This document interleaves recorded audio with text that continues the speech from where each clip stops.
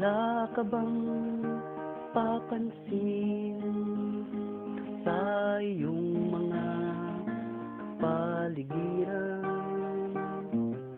Kay dumi na ng hangin, pati na ang mga ilog natin. Di nga masamang pagunlad at malayo-layo na rin ang ating narating. Ngunit masdan mo ang tubig sa dagat, dati kulay asul, ngayon'y naging itim.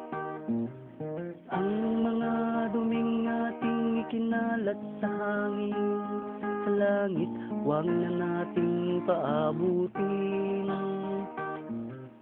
Upang kung tayo'y pumanaw man sa riwang hangin, sa langit natin matitikman.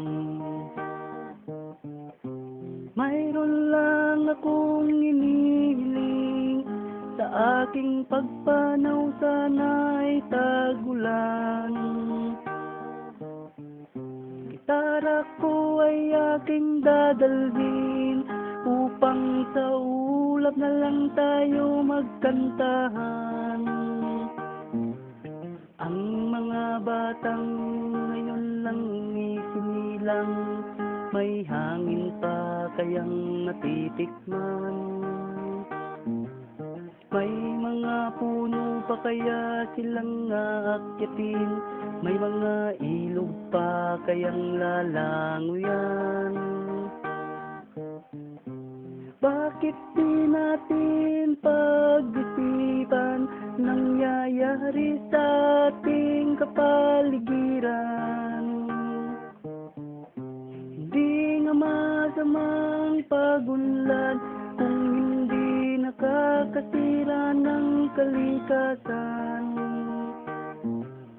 Darating ng panahon, mga ibong gala ay wala nang madadapuan.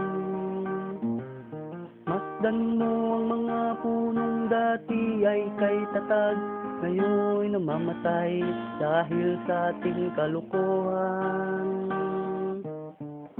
Lahat ng bagay na narito sa lupa, biyayang galing sa Diyos kahit nung ika'y wala pa. Ingatan natin at huwag nang sirain pa, pagkat pag kanyang ginawi tayo'y mawawala na.